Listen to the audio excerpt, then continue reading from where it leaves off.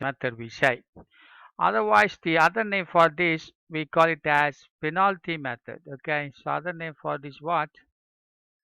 Penalty.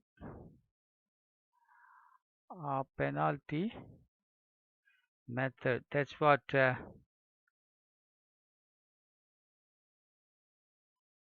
penalty methods. That's also is very, very important. Penalty method or what else? Approximation method. Okay. So these, so both are equal. Both are equal. Okay, both are equal. How to do that? I will tell you now. I will tell you how to do this particular methods. VAM method or Vogel's approximation method. Okay. Now let us. I take that particular screen and I will explain to you. Okay. Just I want to see how many students are there. 25 students are only there. Remaining 5 students are not here. Okay. Now I'll take that. Now look at this. This is what we know that a table, like a transportation table where road denotes the production center and the column denotes the destinations. We know well already, am I correct? Already we know that these rows denote the production center. Take for example P1 and this is P2, production center 2. This is production center 3. This is production center 4. Like that.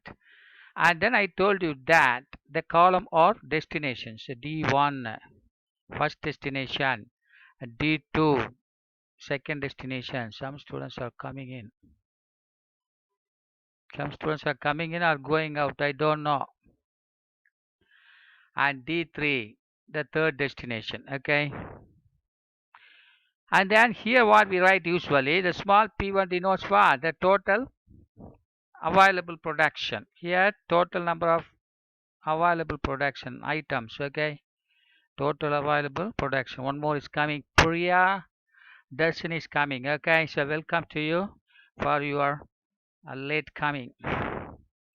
So for your late coming, thank you. And small p to denote the production capacity of the third production center, and last one is P4 denotes the production center in the fourth production center. Similarly here D1 denote the total demand at the demand center 1, D2 is the total demand at the demand center 2, and last one is D3 the total demand at the demand center 3. So this all we know already, we were familiar with those things. Okay, we were familiar, am I correct? We were familiar with those things. 4 students absent today. 4 students were absent. Okay, that's what we have to understand. Right. So how many production center? 4 production center. How many destinations? 3 destination center. Okay. Right. Now I usually do that.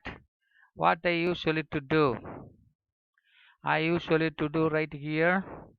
I will take here what I used to do.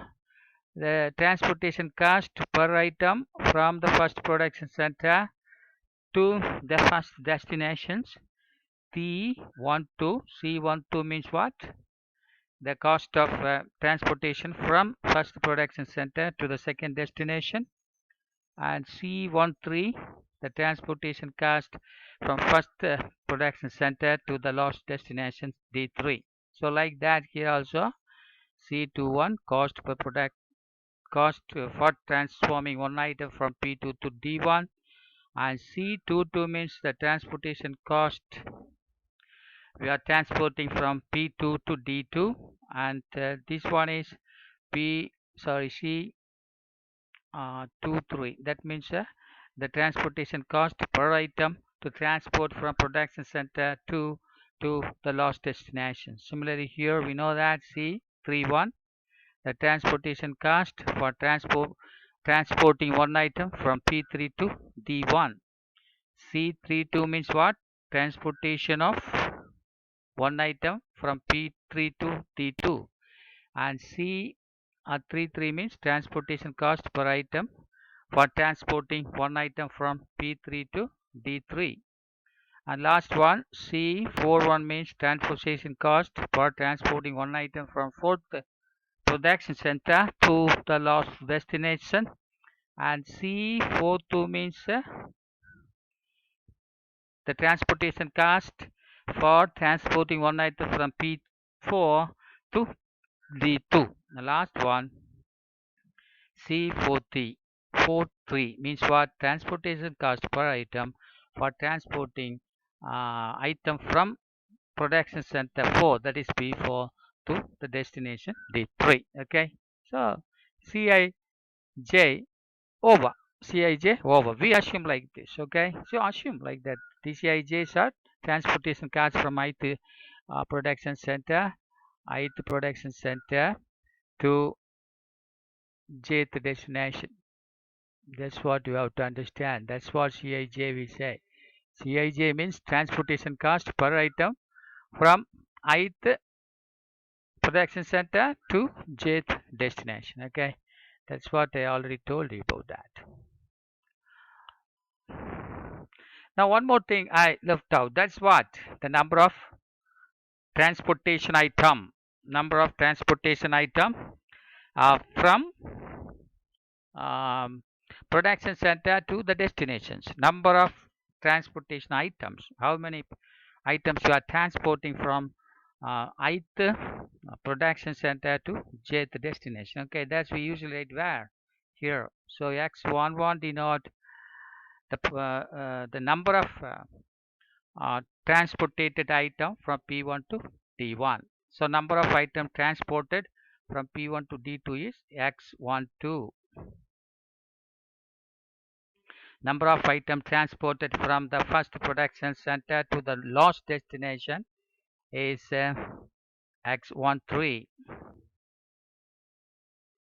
Similarly, number of items transported from P2 to D1 is x21. Here x22. Here x23. Here x31. Number of items transported from P3 to D1. x32. Number of items transported from P3 to D2. Number of items transported from third production center to the third destination. Here number of items transported from fourth production center to the first destination. Here number of items transported from fourth production center to the second destination. Last one, number of items transported from fourth production center to the third destination. So that's all. This is what we say the model. Am I correct? The transportation model. That's what I already told you. Right. But we are making the equation on the basis of his availability and the basis of the demand, everything. Am I correct? And then we can get the objective function. If you multiply the number of items x11 by the transportation cost by item C11, you multiply x11 by C11, you multiply x12 by C12, you multiply x13 by C13, you multiply x21 by C21, you multiply x23 by C22, you multiply x23 by C23, you multiply by x31 by C31, you multiply x32 by C32, you multiply x33 by C33, you multiply x41 by C41, you multiply x43 by C42, I multiply x43 by C43. You add all of them, that will give you the total transportation cost. That's what we discussed already. Already those things we discussed. Am I correct? So now what we are interested, as I already told you, that the Waddell's approximation method, or penalty method. So how to do that? That is what very important things here. Of course, in the first method, what method? The first method we know that NWCR we are using northwest corner cell for each and every times. Then least cost method, we are giving least cost in the cell for each and every time for the assignment. Am I correct? That's what we used to do there.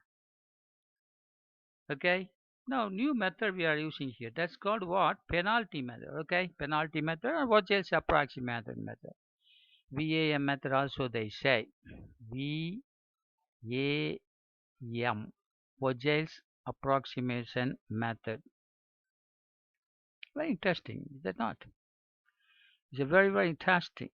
Vogel's approximation method. Vogel's approximation method. That's what we are interested here.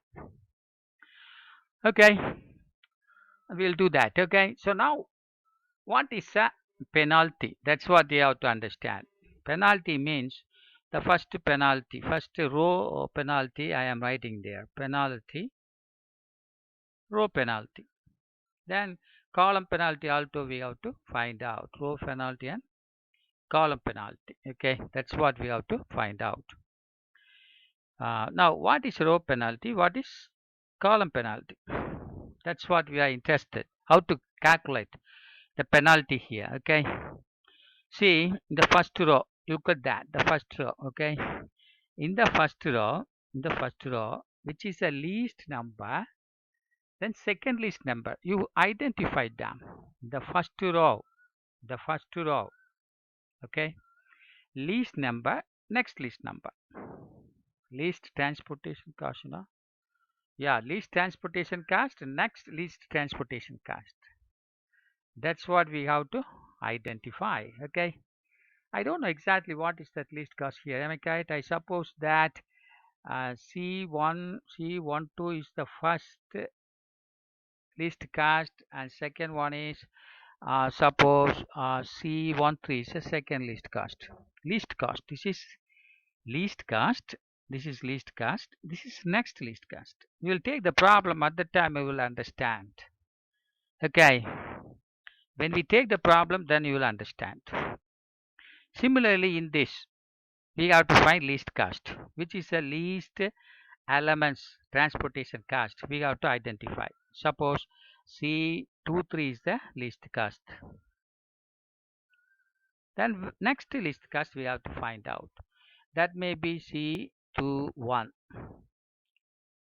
Definitely will get the number here. Am I correct? One number you will get here, also one number you will get. Now come to the fourth row, which is the least transportation cost. C31 is one cost, C32 is another cost, C33 is another cost. Which is the least number? That you choose. Suppose C33 is the least number. Okay. C33 is the least number.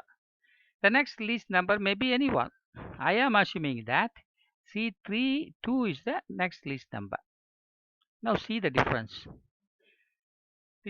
These are called penalties. Okay, so I will take the problems, then I will explain you. Okay, then it will be easy for you.